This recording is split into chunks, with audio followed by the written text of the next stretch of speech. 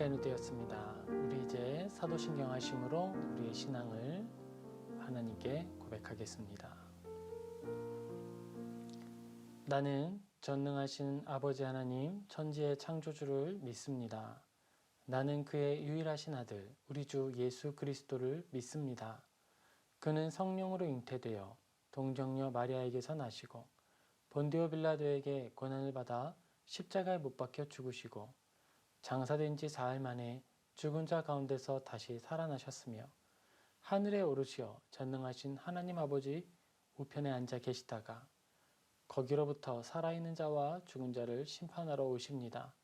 나는 성령을 믿으며 거룩한 공교회와 성도의 교제와 죄를 용서받는 것과 몸의 부활과 영생을 믿습니다. 아멘. 아멘. 우리 같이 찬양하겠습니다. 사랑하는 나의 아버지 같이 고백하겠습니다.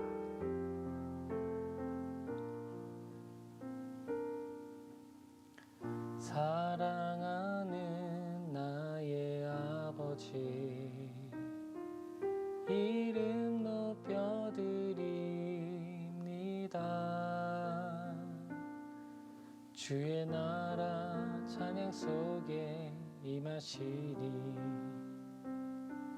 능력에 주께 찬송하는 전능하신 하나님 찬양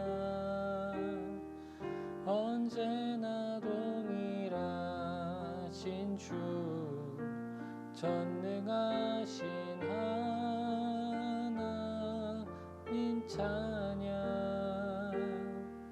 영원히 다스리 다시 고백합니다. 사랑하는 나의 아버지 사랑하는 나의 아버지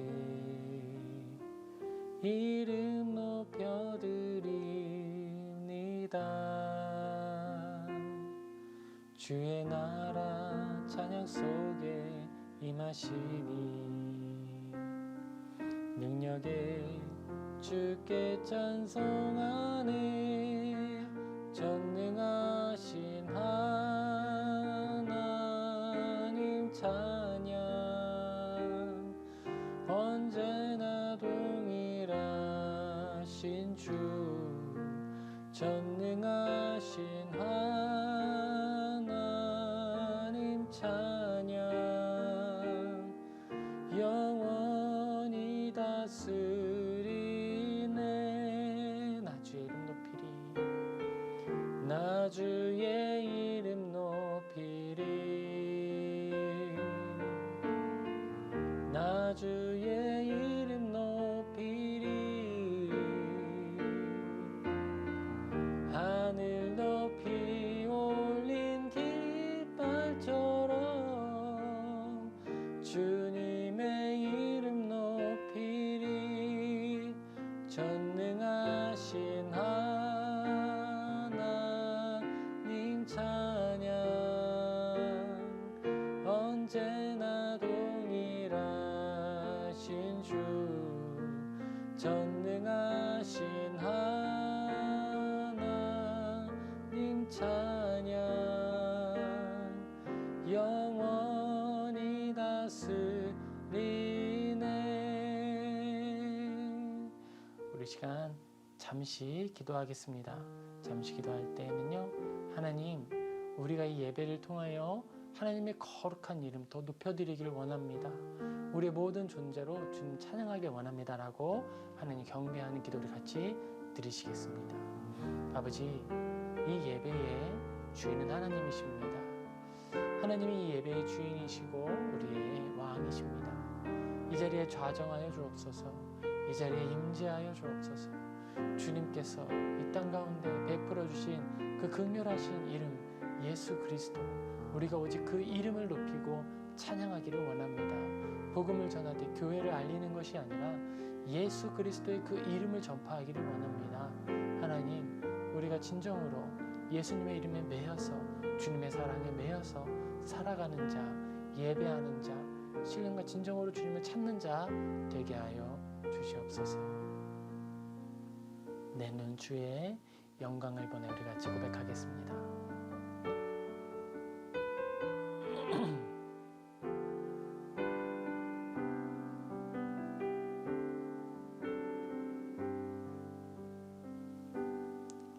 내 눈 주의 영광을 보내 우리 가운데 계신 주님 그 빛난 영광 온 하늘 덮고 그 찬송 온 땅 가득해 내 눈 주의 영광을 보내 찬송 가운데 서신 주님 주님의 얼굴은 온 세상 향하네 권능의 팔을 드셨네 주의 영광 이곳에 가득해 우린 선해 주님과 함께 찬양하며 우리는 전진하리 모든 열방 주 볼 때까지 내 눈 주의 영광을 보내 내 눈 주의 영광을 보내 우리 가운데 계신 주님 그 빛난 영광 온 하늘 덮고 그 찬송 온 땅 가득해 내 눈 주의 영광을 보내 찬송 가운데 서신 주님 주님의 얼굴은 온 세상 향하네 권능의 팔을 드셨네 주의 영광 이곳에 가득해 우린 선해 주님과 함께 찬양하며 우리는 전진하리 모든 열방 주 볼 때까지 하늘 아버지 우릴 새롭게 하사 열방 중에서 주를 섬기게 하소서 모든 나라 일어나 찬송 부르며 영광의 주님을 보게 하소서 주의 영광 이곳에 가득해 우린 선해 주님과 함께 찬양하며 우리는 전진하리 모든 열방 주 볼 때까지 우리 마지막으로 같이 예배에 나아가며 기도합시다. 하나님, 우리가 이 예배를 통해 주님의 영광을 바라보게 하여 주옵소서. 우리가 다른 것에 마음을 뺏기거나 시선을 빼앗겼다면 이 시간 다시 주님께 눈 맞추고 마음을 돌이켜 따르게 하여 주소서. 우리 주님께 가까이 가며 기도하겠습니다. 아버지 하나님, 우리가 주님께 도움을 구합니다. 우리는 연약하여서 우리의 의지는 미약하여서 늘 세상 것에 관심을 둡니다. 아버지, 하지만 우리의 중심, 이 생명의 공급자는 하나님이십니다. 우리가 아무리 편한 환경, 아무리 좋은 곳에 살더라도 하나님 안에 만족하지 아니하다면 우리는 늘 방황하고 또 헤매이고 답을 알지 못한 채 기진해 버릴 것입니다. 아버지, 우리가 주님을 나의 답으로 붙들었을 때 우리의 환경이 고난과 역경이 가득할지라도 우리 입술에서는 찬양이 나올 줄 압니다. 아버지, 우리가 주님으로 가득 찬 그리스도인 되게 하여 주시옵소서. 예배의 영광과 주님을 만나는 기쁨을 누리게 하여 주시옵소서. 아버지.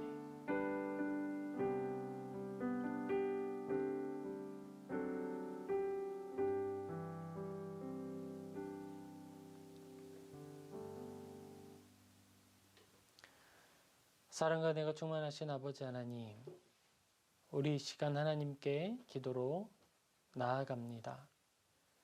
우리의 모든 것 주님께로부터 왔음에 감사함으로 받고 우리가 하나님께 감사와 영광을 돌립니다. 이 예배의 주장, 이 예배의 주관자 하나님, 우리를 붙들어 주시옵소서. 우리의 삶 가운데 역사하여 주시옵소서. 우리의 예배를 받아주시고 우리의 삶 가운데 주님의 뜻을 나타내시며 우리를 인도하사 주님의 도구로 사용하여 주시옵소서. 아버지 하나님, 코로나19로 인해 재정적인 어려움, 우리의 근로의 어려움, 많은 어려움들이 찾아왔습니다. 아버지, 그 모든 어려움들 주님 앞에 아뢰오니 주님께서 우리의 삶에 개입해 주시고 우리의 삶이 곤고함으로 무너지지 않도록 지탱하여 주시옵소서. 가장으로서 이 가정을 이끌고 또 주관하는 자로서 나의 미력함이, 나의 무능함이 얼마나 많은지 매 순간 발견합니다. 아버지 하나님, 저는 이 가정을 온전히 책임지기 어려우니 주님께서 우리의 가정을 인도하여 주시고 이끌어 주시며 선한 길로 걷게 하여 주시옵소서. 아버지 하나님, 각 가정에서 예배를 드리는 시간이 길어지고 있습니다. 이 시간을 통해 모든 성도들이 하나님 앞에 예배함을 기쁘게 여기는 배움이 있게 하시고 본인의 예배뿐 아니라 자녀의 예배도 관심을 가지고 돌아보아서 믿음의 계승이 이루어지는 아름다운 시절이 되게 하여 주시옵소서. 아버지, 이 코로나19가 속히 지나가게 하시며 이 일이 끝난 후에 아버지께서 우리에게 원하셨던, 목적하셨던 일들이 다 충분히 이루어지게 하여 주시옵소서. 교회가 거룩해지게 하여 주옵시고 온전하여지게 하시며 부정한 행위를 끊고 악의 고리와 멀어지고 관계를 단절하는 돌이킴의 능력, 교회 갱신의 역사가 나타나게 하여 주시옵소서. 주님께 감사드리며 이 모든 것 우리 주 예수 그리스도 이름으로 간절히 기도합니다. 아멘. 아멘. 할렐루야. 우리 오늘 같이 살펴볼 성경 본문 말씀은요, 레위기입니다. 우리 레위기 9장 1절에서 6절 같이 살펴보겠습니다. 레위기 9장 1절에서 6절, 예배와 교제라는 제목으로 우리 같이 살펴볼 텐데요. 제가 봉독하겠습니다. 8째 날에 모세가 아론과 그의 아들들과 이스라엘 장로들을 불러다가 아론에게 이르되 속죄제를 위하여 흠없는 송아지를 가져오고 번제를 위하여 흠없는 순양을 여호와 앞에 가져다 드리고 이스라엘 자손에게 말하여 이르기를 너희는 속죄제를 위하여 수렴소를 가져오고 또 번제를 위하여 1년 되고 흠없는 송아지와 어린 양을 가져오고 또 화목제를 위하여 여호와 앞에 드릴 숫소와 수량을 가져오고 또 기름 섞은 소제물을 가져오라 하라. 오늘 여호와께서 너희에게 나타나실 것임이니라 하매 그들이 모세가 명령한 것을 회막 앞으로 가져오고 온 회중이 나와 여호와 앞에 선지라. 모세가 이르되 이는 여호와께서 너희에게 하라고 명령하신 것이니 여호와의 영광이 너희에게 나타나리라. 아멘. 우리가 오늘 레위기 말씀을 살펴보고 있습니다. 이 레위기는요, 하나님이 모세를 통해 이스라엘 사람에게 주신 것이죠. 하나님께서 이스라엘 사람에게 레위기를 주시면서 원하셨던 일이 무엇일까? 그리고 이 레위기가 오늘날 우리에게, 이 신약 이후의 시대를 살아가는 우리에게 어떤 의미가 있을까? 그리고 우리가 이 레위기를 통하여 그럼 배우는 것이 있다면 어떤 것들을 배우고 또 실천해야 할까? 이런 것들을 우리 한번 같이 살펴보려고 합니다. 먼저 우리가 이 레위기를 통해 먼저 질문을 하는 게 있어요. 그것은요, 레위기가 오늘도 효력이 있는가? 레위기가 정말 오늘 우리가 읽을 만한 책인가라는 거예요. 왜냐하면 우리가 레위기를 살펴볼 때에 현장감이 많이 떨어집니다. 어떤 사람들이 혹 우리의 마음 가운데 레위기는 좀 넘어가도 돼 라고 말하게 된다면 왜 그런 마음을 가지게 될까요? 그것은 레위기에서 나타나고 있는 제사의 그 모습들, 그 내용을 우리가 실행하지 않기 때문에 그래요. 사실 레위기에서 정하고 있는 이 규례들은요, 구약 예배의 중심입니다. 구약의 예배는 이 레위기를 빼놓고서는 생각할 수가 없는 거예요. 어떻게 제사장들이 나와서 일을 해야 하는지, 뭘 해야 하는지 레위기를 통해서 확인할 수 있기 때문이죠. 그렇기 때문에 구약 사람들, 예수님이 오셨을 그때까지만 해도 레위기는 의미와 가치가 컸어요. 그런데 예수님이 오셨을 때에는 그 안에서 이제 하나님을 찾는 예배의 방식이 우리하고 조금 달랐죠. 근데 예수님께서 이제 바꾸어 주시는 거예요. 과도기적 역할, 그리고 정리해 주시는 분으로서, 완성하시는 분으로서 예수님이 오셨죠.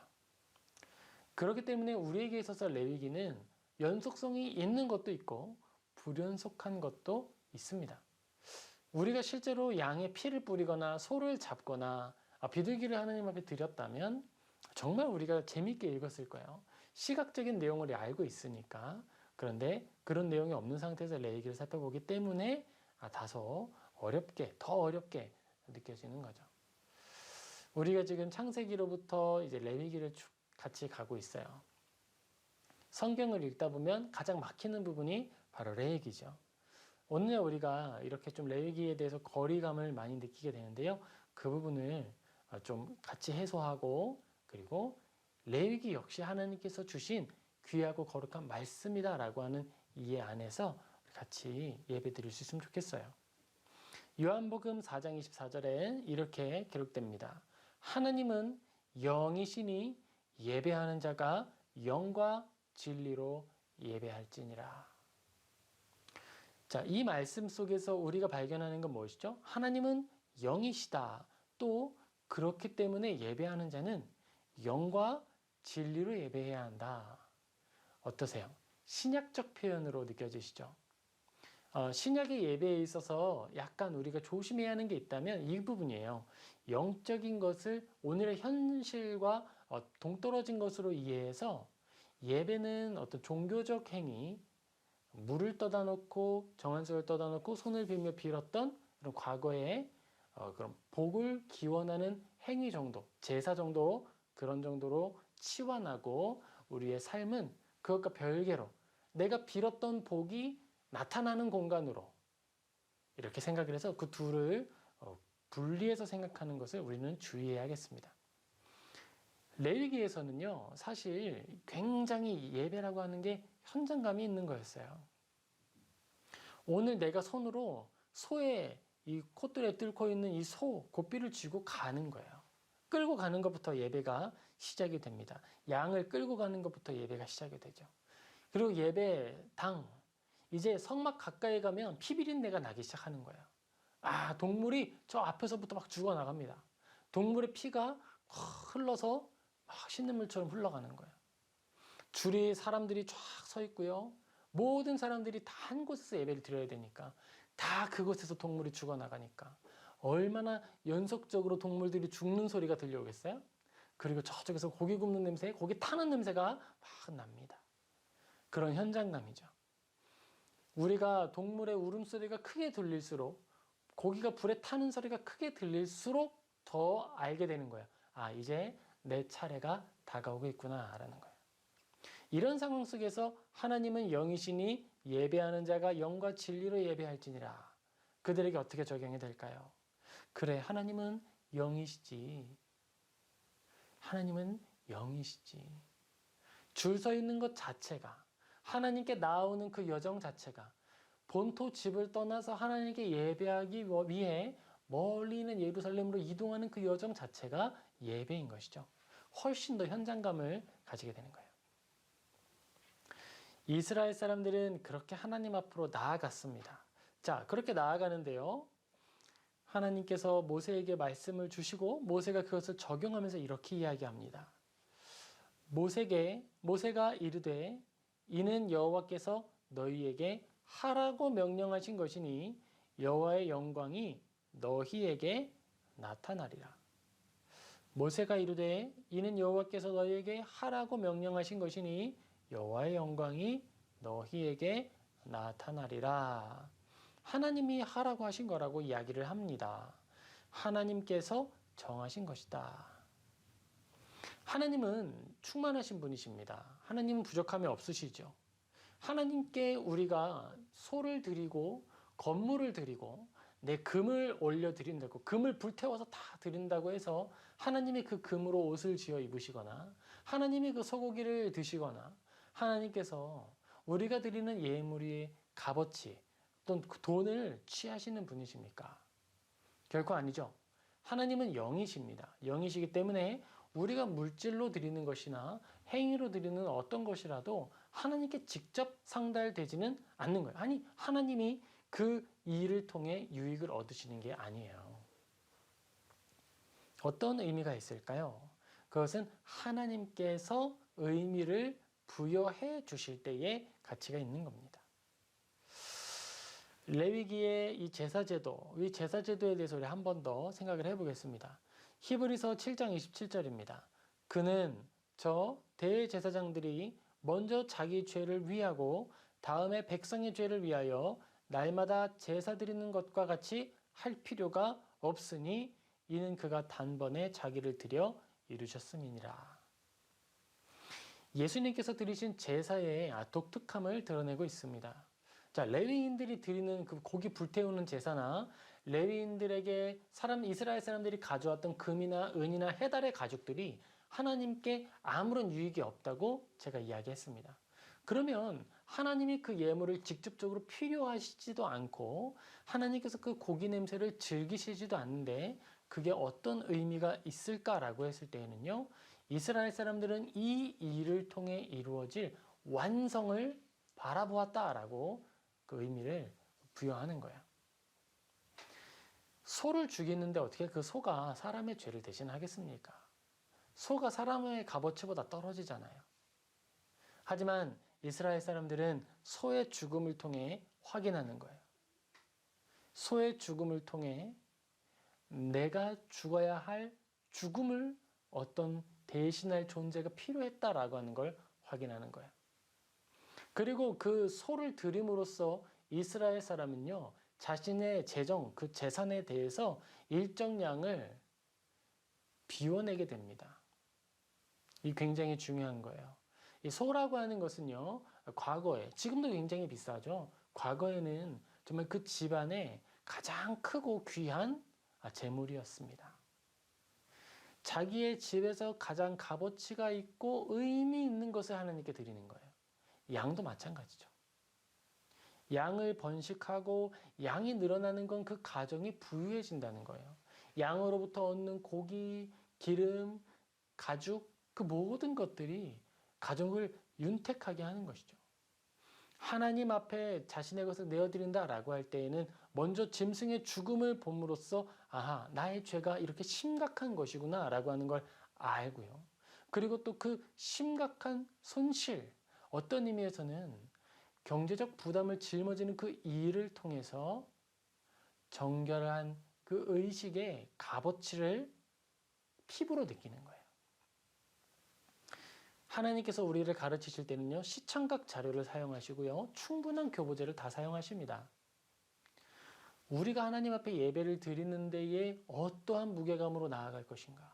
지금 나는 내 평생에 모은 송아지 한 마리를 가지고 예배를 드리는 거예요. 어떤 진지함과 어떤 마음 자세로 예배에 임하겠습니까? 소가 죽는 그 순간은 한 번이에요. 소가 딱 죽는데 잘못 죽었다고 다시 소 살려내세요. 그래서 다시 죽을 수가 있습니까? 예배는 한 번이죠. 내 모든 걸 쏟아드리는 단 한 번의 예배를 위하여서 준비하고 또 준비하고 내 마음을 점검하고 나아가는 거예요. 이스라엘 사람들에게 이 예배는 그렇게 엄중한 것이었습니다. 그리고 이 엄중한 예배를 먼저 가시적으로 역사적으로 보여주시는 사건이 오늘 레위기죠. 그리고 이 레위기의 제사를 단 한 번 드려질 그 영원한 제사를 드리신 분이 바로 예수 그리스도이세요. 다른 사람들은, 이스라엘 사람들은 가장 귀한 것을 드렸을 때 소를 끌고 가서 소 하나면은 이러면서 소를 드려요. 그런데요, 예수님은 무엇으로 제사를 드리셨습니까? 바로 그의 몸으로 생명을 부어 드리는 제사를 드리게 됩니다. 가장 완벽한 제사를 단번에 드리게 되죠. 소로 드리는 제사와 예수님의 그 제사, 그 둘을 살펴볼 때에 우리는 고민을 하게 돼요. 어떤 것에서 연속성이 있을까? 분명히 송아지가 예수님은 아니잖아요. 불연속은 있습니다. 제사 예물에 사용되는 것의 값어치나 종류는 달라요. 우리의 재산과 나의 소유를 대표하여 나를 대표하는 것 바로 소들입니다. 예수 그리스도께서는 그 전 존재를 드리심으로써 우리가 나의 일부의 재산, 나의 재산의 조금을 떼어드리는 것이 아니라 내 모든 것을 다 드렸어야 하는 것이구나 라고 보여주시는 것이죠. 그리고 그 안에서 연속되는 것, 죽음입니다. 예배를 드린다. 우리에게 있어서 죄는 반드시 죽음을 수반하는 것이구나. 우리는 예수님을 통해 그 제사의 완성을 바라보는 거예요. 우리가 레위기를 통해 얻는 유익이라고 할 때에 먼저 알게 된다면 바로 그겁니다. 이스라엘 사람들에게 이 제사가 어떤 모습이었을까? 우리가 그것을 그냥 이렇게 좀 피상적으로 그림을 그려가지 않고 내가 지금 오늘 예수님이 아니었다면 소를 끌고 예루살렘에 가야 되는 거예요. 서울에서. 비행기를 타야 되고요. 비행기에 소 못 태우니까 소를 배로 보내겠죠? 아니면 돈으로 바꿔서 소값을 치르러 가야 되겠죠? 배로 가면 얼마나 걸릴까요? 예배가 벌써 막 드려지는 거예요. 그런 우리의 삶을 돌이켜보면서 레위기를 살펴본다면 예수님께서 드리신 그 제사의 의미, 그 예배의 의미와 가치를 조금 더 피부에 와닿게 이해할 수 있는 거예요. 하나님께서는 그러한 의도를 가지고 레위기를 주셨습니다. 근데 레위기를 주실 때에 그냥 구두로 하지 않으셨어요. 만약에 하나님께서 레위기를 당시에 있는 사람들에게만 효력을 발생하는 제사로 정하셨다면 글을 쓰라고 하지 않으셨을 거예요. 하지만 하나님께서는 모세를 통해 글로 적어 다음 세대로 계속 이어주도록 하셨습니다. 바로 그게 가치가 있는 것이죠. 하나님께서는 이 제사를 통해 오늘 우리에게 주실 말씀이 있으셨다는 거예요. 하나님께서는 이 제사를 통해 이스라엘 백성이 거룩해지기를 원하셨습니다. 구원하신 이들에게 주신 거룩함으로의 초대가 바로 이 제사 제도였어요. 이스라엘 사람이 드렸던 이 제사는요, 여러분 절대 구원의 수단이 아닙니다. 제사를 통해 구원받는 게 아니에요. 소를 드린 사람은 즉시 구원을 받고 양을 드린 사람은 양을 100번 드려야 구원을 받고 그런 게 아니죠. 또는 양이나 소를 드려야만 구원을 받는다 이것도 아닙니다. 구원은 언제 있었죠? 하나님께서 아브라함과 이삭과 야곱 그들과 하신 약속을 기억하심으로 모세를 불러서 이스라엘 백성을 구원하셨어요. 하나님께서 약속을 기억하신 그 사실로부터 구원이 이루어집니다. 하나님이 약속하셨고요. 그 약속을 따라 구원하신 거예요. 그런데 그 구원하신 백성을요, 어떻게 하시는 거예요? 이제는 거룩하게 하시는 거예요. 이스라엘 백성에게 주어졌던 세 단계 구분이 있습니다. 먼저는 부정한 자. 이스라엘 사람들은요, 이집트 사람들에게 부정한 자 취급을 받았어요. 같은 식탁에서 밥을 먹지 않았죠? 어디서 알 수 있어요?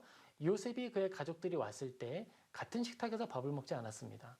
같이 먹으면 부정하게 되는 줄 생각했기 때문에 이스라엘 사람들의 처음 자리는 부정한 자. 하나님 앞에서도 할례받지 못한 부정한 자였어요. 그 다음 구원받고 나서 하나님 앞에 할례를 행하고 하나님께서 정하신 유월절 제사를 드린 후에 구원받은 자가 되었죠. 그리고 그들이 한 번 더 구별함을 얻어서 핏부림을 받았을 때 그때에 거룩한 자가 되었습니다. 예배를 통해 하나님이 원하시는 건 내가 거룩하니 이제는 너희도 거룩하다라고 하는 거예요. 히브리서 2장 9절에서 11절, 특히 11절에 이런 본문들이 기록이 됩니다. 어떤 것이냐면요. 내용은 이런 거예요. 거룩하게 하시는 이와 거룩하게 함을 입은 자들이 다 한 근원에서 난지라. 그러므로 형제라 부르시기를 부끄러워하지 아니하시고. 예수님은요, 하나님이시죠. 그런데 그 하나님이신 예수님께서 우리들을 형제라 부르시기를 부끄러워하지 않으신다라는 거예요. 왜죠? 거룩하게 함을 입은 자들이 하나님께서 그들을 거룩하게 하실 법을 정하시고 그 법을 따라 그들을 거룩하게 하신다는 거예요. 우리에게 있어서 이 레위기는요, 제사로서 이해하지는 않습니다. 이 레위기의 제사를 그대로 우리가 드려야 한다고 이야기하지 않아요. 하지만 예수님의 사역을 해석하는 도구로서 먼저 봤고요. 그리고 하나님의 뜻을 헤아리는 은혜의 수단으로 우리는 봤습니다. 오랜 시간 동안 보여주신 하나님의 한결같은 관심과 그 마음을 헤아리는 중요한 통로가 되는 거예요. 하나님의 관심 오직 하나, 무엇입니까? 너희들을 거룩하게 하기를 원한다.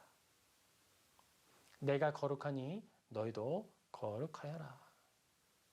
하나님이 레위기를 통해 우리에게 알려주시는 하나님의 마음이에요. 그렇다면 이 제사와 이 예배, 신약의 예배는 어떤 연속이 있을까? 우리가 이 레위기에서 발견하는 번제라는 말이 있습니다. 이 번제는요, 히브리어로는 올라의 번역이에요. 그런데 이것은요, 올라감을 의미합니다. 자, 이렇게 봤을 때 뭐가 중요하냐면 우리가 그냥 번제라고 읽었을 때에 어디에 좀 포커스가 가요? 드리는 자에게 포커스가 가죠. 우리가 드리는 것처럼 내가 하나님께 드리는 게 중요한 것처럼 생각해요. 그런데 올라가는 것이다 라고 이 번제를 조금 더 의미를 가깝게 본다면 받으시는 분에 대한 집중을 우리가 확인하게 되는 거예요. 하나님께서 정하신 제사의 이 제도는요, 크게는 두 가지로 구분할 수 있고요. 그리고 세부적으로는 5개로 구분할 수 있습니다. 먼저 크게 두 가지로 어떻게 구분할 수 있냐면요. 하나님을 중심으로 구별할 수 있는데요. 먼저 큰 구분으로 하나님께서 효력을 약속하신 제사, 하나님께 효력이 발생하는 제사, 이것은 그 제사 자체가 하나님께 유익이 되거나 하나님을 즐겁게 한다거나 다른 것이 아니라 하나님이 내가 받을게 라고 약속하셨고 신실하게 받아주시기 때문에 하나님께 효력이 발생하는 거예요. 그래서 하나님께 효력이 나타나는 제사, 번제, 소제, 화목제. 그리고 큰 두 번째 구분은요. 사람에게 효력이 있는 제사. 그래서 속죄제, 속건제. 5가지 제사를 하나님께 효력을 발생하는 것과 사람에게 효력이 있는 것으로 구별해서 생각해 볼 수가 있어요. 그리고 이 제사의 제도는요. 오늘날 예배에 그대로 나타납니다. 오늘날 우리 예배에 있어서도 식순이 중요하다고 했죠. 예배는 설교입니까? 제가 질문을 할 수 있어요? 그럼 뭐라고 대답을 해야 할까요? 설교는 예배가 아닙니다. 이렇게 대답을 해야 하는 거예요. 설교는 예배가 아니에요. 예배는 식순 자체입니다. 하나님께서 받기로 정하신 예식의 절차를 따라 하나님께서 우리에게 주신 것을 받아 누리고 받은 것에 감사하여 우리가 하나님께 올려드리고 이렇게 주고받고 하나님과 교제하는 시간을 갖는 거예요. 하나님께서 우리에게 믿음을 주심으로 우리가 신앙을 고백합니다. 사도신경이죠. 사도신경을 우리가 고백함으로 감사하여서 찬양을 올려드립니다. 그리고 하나님께서 우리에게 말씀으로 먹여주시고 우리는 말씀에 감사하여 우리의 재정의 일부를 떼어 하나님께 돌려드리죠. 이렇게 우리에게 효력을 발휘하는 것, 하나님께 효력이 있는 것, 이 두 가지가 함께 있는 거예요. 제사제도 안에도 그렇습니다. 여호와께 향기로운 냄새니라 라고 하는 표현이 있어요. 이것은요, 하나님께서 드리는 그 예물을 받으셨다라고 하는 효력을 나타내는 거예요. 근데요, 여러분, 고기 굽는 냄새 좋죠? 소를 태워요. 소를 막 불 태우고 있어요. 냄새가 처음엔 좋을 거예요. 소고기 익는 냄새가 나니까요. 그런데 그 냄새가 계속 가면서 뼈가 타는 냄새가 나기 시작합니다. 여러분, 이 냄새가 어떤지 혹시 아세요? 요즘은 좀 맡기 힘든데요. 저 어머니께서 사고를 종종 하셨어요. 사고를 이렇게 끓여 놓으시고 외출을 다녀오셨거든요. 큰 통에 끓일수록 멀리 가시는 거죠. 그런데 그렇게 사고를 끓이실 때에 가끔 진한 육수를 우리에게 주고 싶으셔서 잠깐 끓이고 주무실 때가 있어요. 그럼 영락없이 타요. 그러면은 그 냄새가 저 멀리서도 납니다. 막 초등학교가 끝나고 중학교가 끝나고 집으로 오면서 벌써 냄새가 나기 시작해요. 와, 이 냄새 내가 아는데, 이거 사골 타는 냄새인데. 그러고 보면 우리 집이야. 우리 집에서 사골이 탔어. 그 이후에도 냄새가 막 일주일, 이주일 간다고요. 그런 냄새를 하나님이 즐기실까? 아니죠.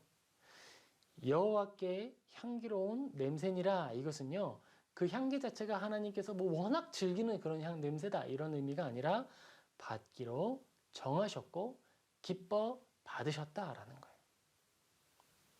온전히 불태운 냄새를 통해 그 예물 자체가 이 땅에서 소멸되는 거예요. 우리의 죄, 우리의 악함, 그것이 예물과 함께 소멸되는 거예요. 나의 죄를 기억하며 소를 끌고 온 사람의 그 재물이 어디로 갔어요? 소멸되어 버렸어요. 그는 알죠. 자기가 가지고 있었던 소유가 줄었다는 것을 먼저는 알게 되고요. 그 다음에 그 소유가 사라진 것이 분명한 사실임을 내가 알죠. 왜냐하면 내 재산이 줄었으니까 내가 알죠. 그것처럼 뭐가 없어진 걸 알아요? 나의 죄 역시 사라진 걸 확인하는 거예요. 우리가 얼마나 무게감 있게, 얼마나 더 현실에 가깝게 이 제사를 받아들일까? 바로 그 일을 위해서 예물을 하나님은 정하시고 받으시는 거예요. 그리고 사람에게 효력이 있는 제사가 있습니다. 사람에게 효력이 있는 제사, 속죄제, 속건제. 특별히 이 속죄제는요, 이 개인 죄가 있습니다. 보편적인 죄에 대해서 이제 하나님께 드리는 거예요. 자신의 잘못을 고백하며 드리는 제사. 일상 중에 있는 죄인데요, 부지 중에 지은 죄를 이제 속죄할 때 드리는 거예요. 이것은 무엇이냐 하면 우리가 정결해지기를 원합니다. 깨끗함을 추구하기를 원합니다. 은혜 받은 사람일수록 더 심해요. 은혜 받은 사람일수록 작은 죄에 예민해서 엄청 울기도 하고 마음 아파하는데 죄인들이 보면 저거 가지고 왜 저래 이런단 말이에요. 그것은 깨끗함을 갈망하고 거룩함을 갈망하는 마음이 있기 때문에 그래요. 하나님은요, 더 완전해지고 온전해지기를 원하는 이들을 위해 이 제사를 정하시는 거예요. 그래, 네가 부분적인 죄가 있을 수 있어. 만약에 우리가 이 문제를 계속해서 해결하지 못한다면 어때요? 그때마다 예수님 다시 죽여야 되는 거예요? 아니죠. 예수님께서 모든 죄를 용서하신 그 죄는 단번에 이루어졌습니다. 깨끗해졌음을 믿어야 되는 거예요. 그리고 믿는 믿음을 가지고 담대하게 사는 거예요. 죄 지어요. 죄 지을 수 있어요. 그러면 죄 짓고 난 이후에 엎드려 반성하고 죄에 대한 책임을 감당하고 다시 살아나가는 거예요. 그러기 위해서 정해주신 죄가 바로 속죄제입니다. 그래, 양심의 깨끗함을 얻어라. 죄 지었다고 나 포기할래. 나 죄인이니까 나 막 살 거야. 그러지 말고 속죄제를 드려서 다시 처음부터 시작해. 너 정결해졌어. 다시 시작해라. 이런 의미가 있는 거예요. 그리고 또 하나의 제사, 속건제가 있습니다. 이것은요, 그냥 단번에 끝나는 게 아니에요. 하나님과 나 사이에서만 끝나는 게 아니라 이웃에게 손해배상을 함께 합니다. 그게 바로 속건제예요. 어떤 죄로 인해서 사건이 발생하는데 그 사건으로 피해가 발생하는 거예요.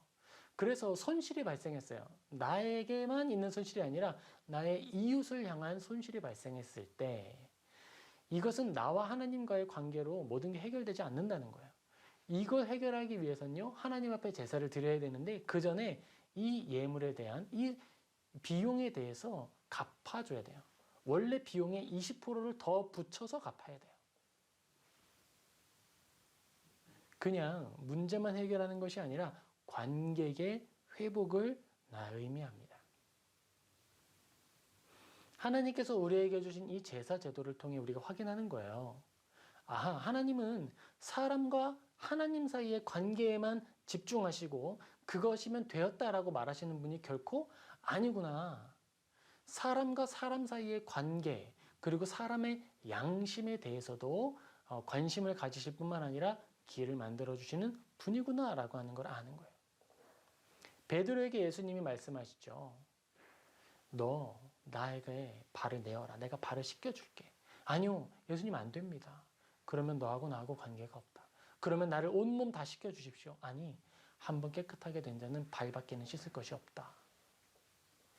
매일 매 순간 드리는 제사, 하나님께 드리는 내 모든 삶의 제사, 그것이 다 제사인데 그 중에서도 양심의 깨끗함을 얻고 새롭게 시작할 수 있도록 발을 씻겨주신 예수님의 그 모습, 속죄제로 나타날 수 있는 것이고, 그리고 나와 나의 이웃의 관계에 있어서 나타난 문제들, 손해들, 그걸 다 갚아주고 거기에 20%를 덧붙여 갚아줌으로써 그들의 마음을 위로하여서 관계를 회복하는 속건제.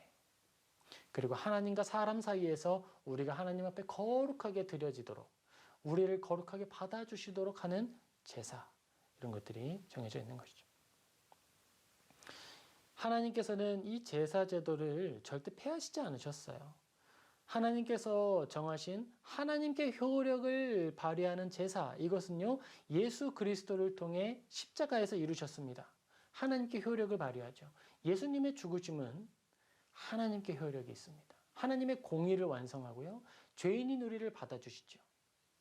그리고 사람에게 효력이 있는 제사도 또한 있습니다. 어떤 것이죠? 성찬식이 있습니다. 성찬식은 이 땅에 남아서 예수 그리스도를 기억하는 자들에게 효력을 발휘하는 제사입니다. 하나님께서 우리에게 주신 이 제사에 대해서 우리는 나와 하나님과의 관계뿐만 아니라 이웃의 관계, 그리고 이 공동체적 이해 속에서 관심을 가져야 하는 거예요. 그럼 제사는 우리가 어떠한 원리를 가지고 드려야 할까? 우리가 드리는 이 제사는요, 여러분, 제사의 행위가 중요할까요? 아니면 의미가 중요할까요? 의미가 중요하다고 해서 행위를 아무렇게나 해버린다. 그럼 그게 예배가 될 수 있을까? 또 그렇다면 예배 자체의 의식이 중요하니까 그 내용은 아무렇게나 해도 되지. 그럼 그게 예배가 될 수 있을까? 예배자의 모양은 가지고 있는데 그의 마음 가운데 불경한 마음을 가지고 하나님께 그럴듯한 예배를 드린다. 불가능하죠. 예배가 아니죠. 그리고 또한 하나님께서 정하시지 않은 방식으로 우리가 머리를 밀거나 어떤 나무를 두드리거나 몸에 상처를 내는 방식으로 하나님을 예배한다. 그래서 하나님이 받으시는가? 그것도 결코 아닙니다. 하나님께서 받으시는 예배는요, 예배의 형식과 그 내용이 일치해야 하는 거예요. 만약에 이 둘이 불일치하게 된다면 하나님은 결코 예배를 받지 않으십니다. 고르반이라고 하는 것은 하나님께 드리는 예물에 대한 구별을 의미하는 거였어요. 예수님이 여기서 뭐라고 하시죠? 네가 이것을 고르반이 되었다고 해서 부모를 공경하지 않으면 어떻게 되는 것이죠? 죄가 되는 것이죠. 예배를 드리고자 하는 그 모습과 부모를 공경하라라고 하는 하나님의 뜻이 충돌할 수가 없는 거예요. 애초에 부모님께 드릴 것이라면 고르반이 될 수가 없는 거예요. 그처럼 예배의 형식과 그 내용은 일치해야 하는 것이죠. 그런데 이것이 불일치했을 때 하나님이 징계를 하십니다. 징계하시는 방법이 뭐였을까요? 예배하지 못하게 하신 거예요. 이사야서 1장 11절에서 13절에 이렇게 기록이 됩니다. 여호와께서 말씀하시되 너희의 무수한 재물이 내게 무엇이 유익하뇨? 나는 수량의 번제와 살찐 짐승의 기름에 배불렀고 나는 숫송아지나 어린 양이나 수렴소의 피를 기뻐하지 아니하노라.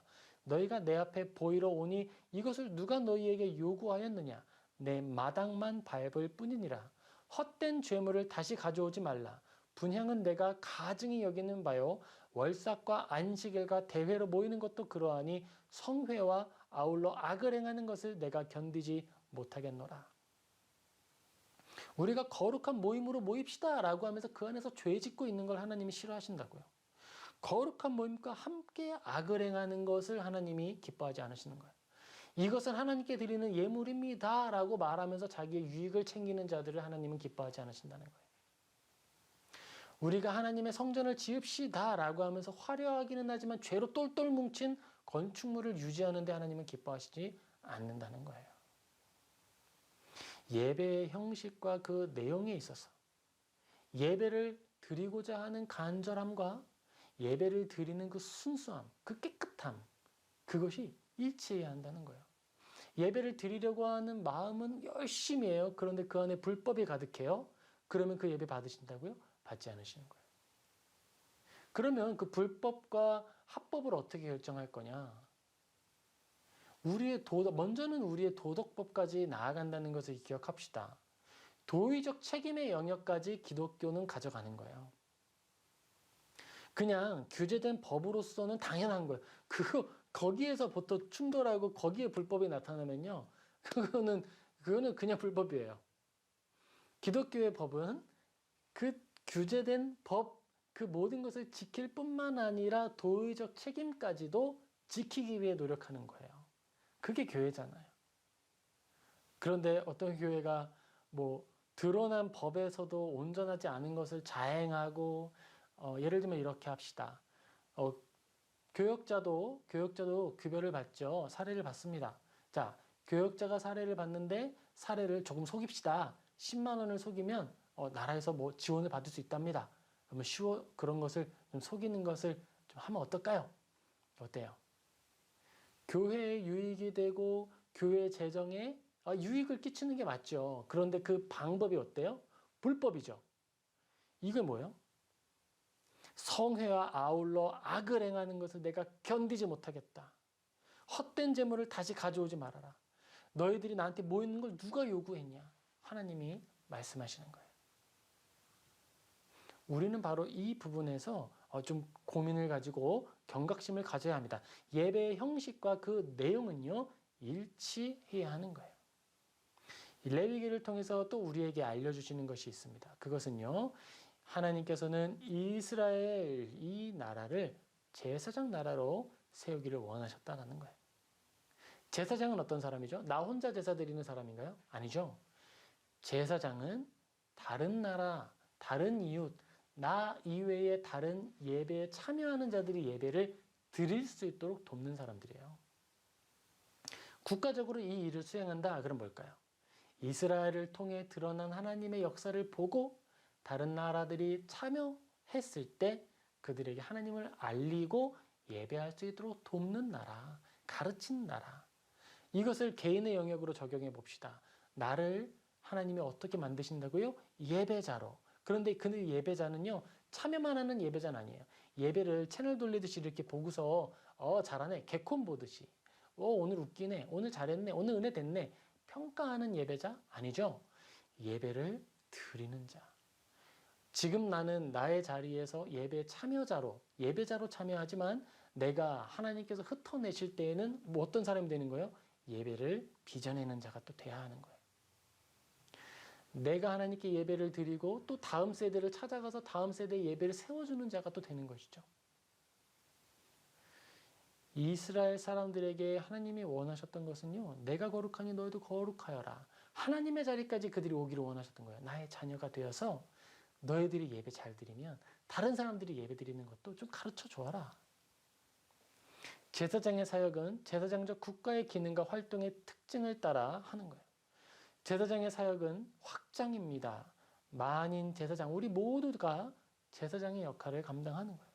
오직 하나 예수 그리스도께서 드리신 그 제사를 다른 이들이 바라보도록 그 효력에 참여하도록 인도하는 거예요. 출애굽기 19장 5절에서 6절입니다.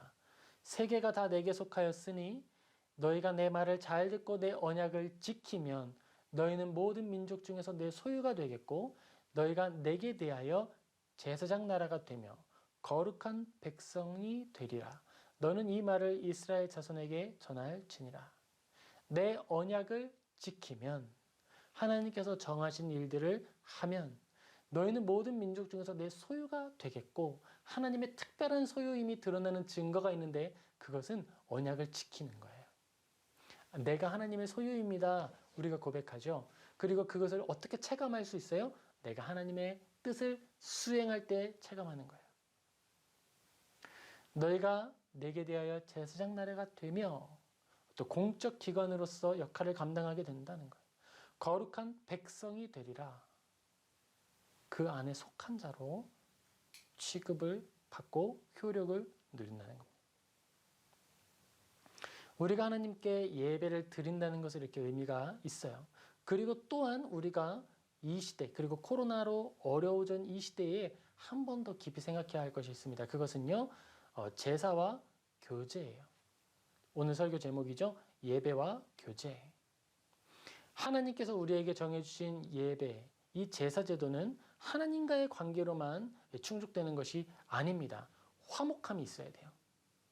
이 화목함이요, 정말 놀라운 거예요. 먼저는 하나님과 나의 화목함이 있습니다. 그런데 여기 끝나지 않는 거예요. 우리가 앞서 말했죠. 예배의 내용과 형식이 일치해야 한다. 이것처럼 하나님과 나의 화목함은요, 그것으로 그치는 것이 아니라 나와 이웃의 화목함으로 검증되는 거예요. 자, 만약에 내가 나의 이웃하고 화목하지 않아요? 그러면 의심해 봐야 돼요. 나는 과연 하나님과 화목한가? 내가 하나님과 화목하다라고 말하면서 이웃하고 화목하지 않을 수가 없어요. 그런 화목은 없는 거예요.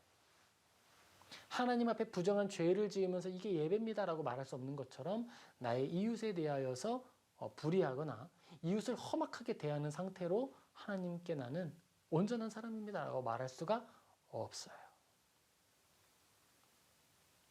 하나님과 화목한 사람은요, 모든 그리스도인들과 모든 사람들과 기쁨을 누립니다. 출애굽기 24장 4절에서 11절에 이 본문이 나타납니다. 특별히 11절에 나타났는데요. 출애굽기 24장 4절에서 11절 제가 읽어드릴게요. 모세가 여호와의 모든 말씀을 기록하고 이른 아침에 일어나 산 아래에 제단을 쌓고 이스라엘 12지파대로 12기둥을 세우고 이스라엘 자손의 청년들을 보내어 여호와께 소로 번제와 화목제를 드리게 하고 모세가 피를 가지고 반은 여러 양푼에 담고 반은 제단에 뿌리고 언약서를 가져다가 백성에게 낭독하게 하여 듣게 하니 그들이 이르되 여호와의 모든 말씀을 우리가 준행하리이다. 그런데 여기에서 예배가 맞춰지지 않습니다. 8절 모세가 그 피를 가지고 백성에게 뿌리며 이르되 이는 여호와께서 이 모든 말씀에 대하여 너희와 세우신 언약의 피니라. 성만찬을 예표하는 것이죠. 9절 모세와 아론과 나답과 아비후와 이스라엘 장로 70인이 올라가서 이스라엘의 하나님을 보니 그의 발 아래에는 청옥을 편듯하고 하늘같이 청명하더라. 하나님과 함께 한 무리가 올라가 있습니다. 근데 여기서 멈추지 않아요. 11절 하나님이 이스라엘의 자손들의 존귀한 자들에게 손을 대지 아니하셨고 그들은 하나님을 뵙고 먹고 마셨더라. 우리가 하나님께 드리는 제사 제도가 있었죠. 이 제사 제도에 있어서 또 화목제가 있었습니다. 화목제는 뭐예요? 소를 잡거나 양을 잡으면요, 그거를요 그날 다 먹어야 돼요. 소 하나를 잡으면 몇 명이 먹을 수 있을까요? 하루 만에 다 먹으려면. 소 하나의 사이즈가 얼마나 되죠? 거기에 고기가 몇 인분이 들어있어요. 다 같이 둘러앉아서 열심히 먹어야 겨우 다 먹을 수 있는 거예요. 화목함을 이루는 것이죠. 오늘 우리가 화목제를 드리려 합니다. 하나님께 너무 감사한 일이 있어서요. 오세요. 저희 소 잡을 거거든요. 같이 와서 먹어주세요. 저 이거 다음 날까지 다 먹어야 되는데 혼자 절대 못 먹어요. 그러니까 좀 도와주세요. 제발 좀 와주세요. 화목제의 초대함을 얻는 거죠. 하나님께서 주시는 제사 제도는요, 화목한 그 이웃과의 관계가 있는 거예요. 너는 너의 이웃을 네 몸과 같이 사랑하여라. 마음과 뜻과 힘을 다하여 너의 하나님을 사랑하여라. 하나님을 사랑하여 드리는 제사, 그리고 나의 이웃을 사랑하여 나누는 것. 그 모든 것이 제사 안에, 예배 안에 한 번에 담겨 있는 거예요. 신약의 제사 의식 중에서, 이 예배 의식 중에서 바울이 고린도 사람들을 꾸짖은 장면이 있습니다. 고린도전서 11장 17절에서 22절이에요. 고린도전서 17장 11장 17절에서 22절 제가 읽어드릴게요. 내가 명하는 이 일에 너희를 칭찬하지 아니하나니 이는 너희의 모임이 유익이 못되고 도리어 해로움이라. 먼저 너희가 교회에 모일 때 너희 중에 분쟁이 있다함을 듣고 어느 정도 믿거니와 너희 중에 파당이 있어야 너희 중에 옳다 인정받을 자들이 나타나게 되리라. 그런즉 너희가 함께 모여서 주의 만찬을 먹을 수 없으니 이는 먹을 때에 각각 자기의 만찬을 먼저 갖다 먹음으로 어떤 사람은 시장하고 어떤 사람은 취함이라. 너희가 먹고 마실 집이 없느냐? 너희가 하나님의 교회를 업신여기고 빈궁한 자들을 부끄럽게 하느냐? 내가 너희에게 무슨 말을 하랴? 너희를 칭찬하랴? 이것으로 칭찬하지 않노라. 하나님께서 정해주신 날에 함께 모여서 예배를 드립니다. 그리고서 그들이 끝나고 난 이후에 이 제의 식사를 하는 거예요. 이렇게 제사가 끝난 후에 함께 그 식사를 나누는 것을 제의 식사라고 하는데요. 이것까지가 예배인 거예요. 함께 모여 식탁 교제를 나누는 것은요. 그냥 교회에서 밥 먹을 시간 됐고 예배를 11시에 보통 드리니까 12시면 점심 먹을 시간이니까 밥 먹여 보내야지 이러면서 식사라는 게 아니라 식탁 교제를 나누는 것까지가 바로 예배예요. 바로 그걸 얘기하는 거예요. 그런데 바로 그 교제를 나눌 때 어떻게 하라고요? 아니 자기가 먹을 거 자기가 가져왔어요. 그러니까 예배 끝나지 않았는데 막 먼저 먹고 있는 거예요. 그리고 포도주 막 가져와가지고 먹고 취해서 막 돌아다니는 거예요. 그러면 안 된다고 하죠. 그리고 이 일이 끝난 후에 바울이 이야기하는 게 바로 우리가 성찬식 때 읽는 성찬 본문이 그 다음에 바로 등장합니다. 신약의 이 제2식사는요. 구약뿐만 아니라 신약에서도 등장을 하는 거예요. 하나님께서 우리에게 정해주신 아름다운 예배, 그것이 바로 이 모든 것입니다. 제사제도 안에 담겨 있는 거예요. 이웃의 화목한 중에, 이웃과 화목한 중에 임재하시는 하나님. 두세 사람이 모인 자리에 내가 너희와 함께 하겠다. 근데 두세 사람과 함께 있는데 막 싸워. 안 된다는 거예요. 하나님을 향한 경건과 사랑의 표현은 이웃을 향한 존중과 섬김으로 나타납니다. 우리가 하나님께 드린 예배의 건전성은 우리가 이웃과 맺고 이어가는 관계를 통해 검증됩니다. 우리 모두 이 예배의 내용과 의미를 기억하여서 드릴 수 있기를 소망합니다. 마음과 뜻과 힘을 다하여 하나님을 사랑하고 나의 이웃을 나의 몸과 같이 사랑함으로 하나님을 기쁘시게 하는 저와 여러분 되기를 주님의 이름으로 축복합니다. 아멘. 같이 기도하겠습니다.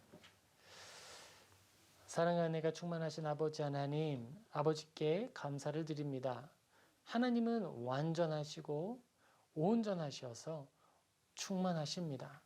우리가 하나님께 아무것도 돌려드릴 것이 없는데 주님은 받기로 정하시고 받아주시고 또 우리가 그 모든 유익을 누리게 하심으로 우리가 이 땅 가운데 기쁨과 만족, 하나님을 찬양함으로 지내게 하여 주십니다.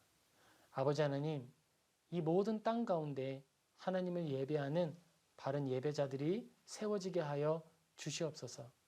성회로 모일 때에 죄를 멀리하고 거룩을 힘쓰며 회개하는 모임이 나타나게 하여 주옵시고 예배를 드릴 때에 하나님과 나의 관계만이 아니라 이웃과의 관계도 화목하게 하고 그로써 화목을 누리며 주님께 영광 돌리는 아름다운 교회 공동체들이 나타나게 하여 주시옵소서. 아버지께서 기뻐 받으시는 예배가 회복될 줄을 믿고 또 주님께서 우리를 선하게 인도하여 주시는 줄을 믿음에 감사드리며 이 모든 것 우리 주 예수 그리스도 이름 받들어 간절히 기도합니다. 아멘. 아멘. 이제 우리 같이 하나님께 봉헌하시겠습니다. 봉헌하실 때에는 찬송가 213장 3절, 4절, 5절 찬양하겠습니다.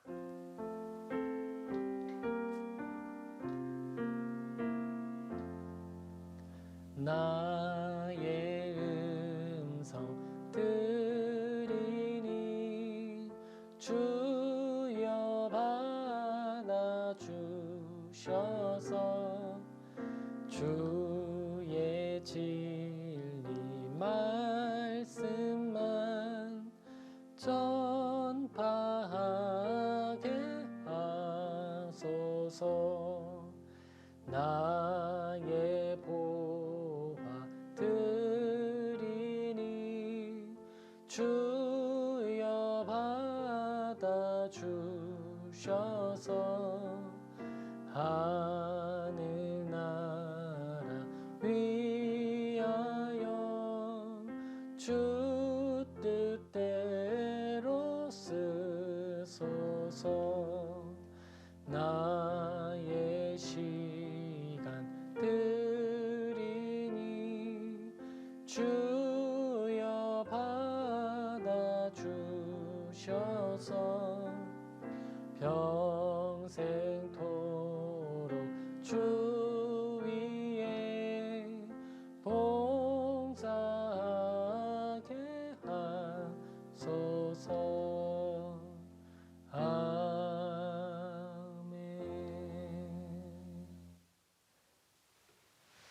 축도하겠습니다.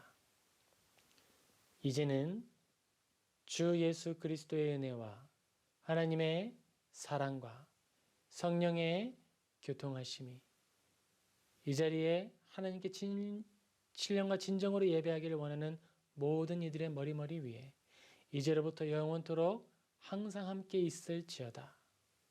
아멘.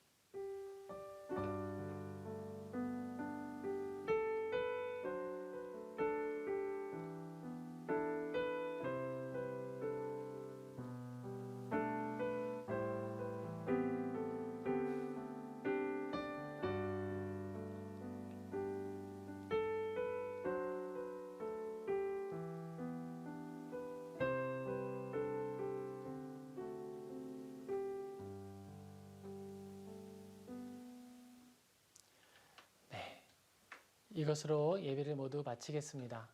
오늘 하루도 남은 하루도 주님 앞에서 화목하게 그리고 감사한 시간 보내기를 축복합니다.